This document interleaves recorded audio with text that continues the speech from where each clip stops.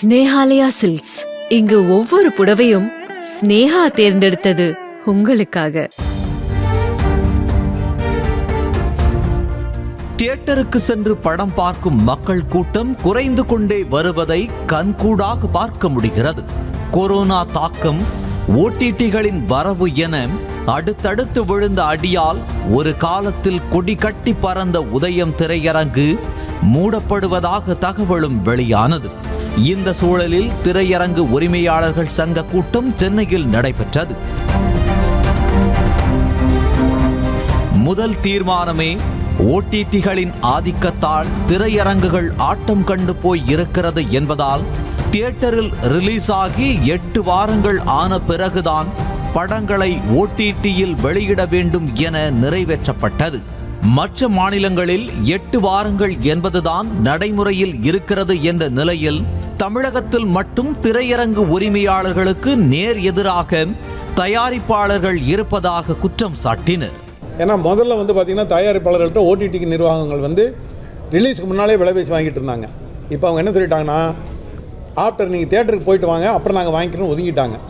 So அவங்களுக்கும் பாதிப்பு இருக்குது. அதனால் தயாரிப்பாளர் சங்கத்தோட இணைஞ்ச ஒரு மீட்டிங் போட்டு இந்த ஓடிடி டைமை 8 வாரமாக மாற்றுறதுக்கு ஒரு தீர்மானம் போட்டிருக்கோம். திரையரங்கு பராமரிப்பு கட்டணம் ஏசி திரையரங்கிற்கு 10 ரூபாயாகவும் நான் ஏசி திரையரங்கிற்கு 5 ரூபாயாகவும் உயர்த்த வேண்டும் என அரசுக்கு கோரிக்கை விடுத்த திரையரங்கு உரிமையாளர்கள் சங்கத்தினர் பங்கு பிரிப்பதில் தயாரிப்பாளர்களுடன் ஏற்படும் பிரச்சனையை குறிப்பிட்டு நொந்து கொண்டனர். கேரளாவில் மம்முட்டி, மோகன்லால் என மெகா ஸ்டார் படங்களாக இருந்தாலும் 60% தயாரிப்பு நிறுவனம், 40% திரையரங்கு நிர்வாகம் என்ற பாலிசிதான் இருந்து வருகிறது என்ற நிலையில் தமிழகத்தில் மட்டும் நடிகரின் மவுசுக்கு ஏற்ற மாதிரி 80% வரை கேட்டு தயாரிப்பு நிறுவனங்கள் அடம் பிடிப்பது திரையரங்கு உரிமையாளர்களை அதல பாதாளத்தில் தள்ளும் வேலைதான் என வேதனையை பகிர்ந்தனர். நம்ம பக்கத்தில் இருக்கிற கேரளா மாநிலத்தில் எடுத்துக்கிட்டீங்கன்னு சொல்லிட்டு வச்சுன்னா ஏறத்தாழ 50 ஆண்டு காலமாக ஒரே பர்சன்டேஜ் தான். அதாவது எவ்வளோ பெரிய நடிகர் அங்கே இருக்கிற பெரிய ஸ்டாருங்க மம்முட்டி, மோகன்லால் இல்லை 2 பேரும் சேர்ந்து நடித்தாலும் சரி, எப்படி நடித்தாலும் சரி, எந்த படமாக இருந்தாலும் அதிகபட்சம் விநியோகத்தில் பங்கு தொகை 60% தான். அதுக்கு மேலே கிடையாது. சமீபத்தில் நடிகர் விஜயின் லியோ படத்திற்கு பங்கு பிரிப்பதில் திரையரங்கு உரிமையாளர்கள் தயாரிப்பாளர்கள் இடையே முட்டலும் மோதலுமாக இருந்தது.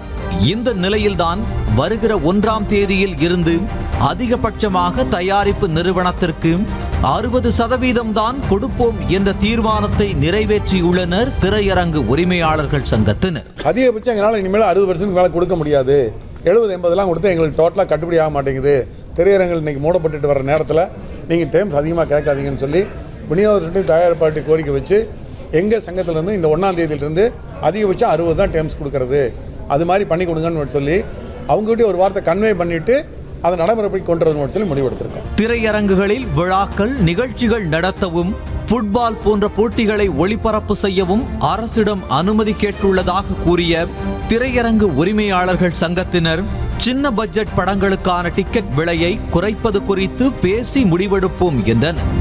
ஸ்னேஹாலயா சில்க்ஸ். இங்கு ஒவ்வொரு புடவையும் ஸ்னேஹா தேர்ந்தெடுத்தது உங்களுக்காக. செய்திகளை உடனுக்குடனும் துல்லியமாகவும் தெரிந்து கொள்ள சப்ஸ்கிரைப் பண்ணுங்க.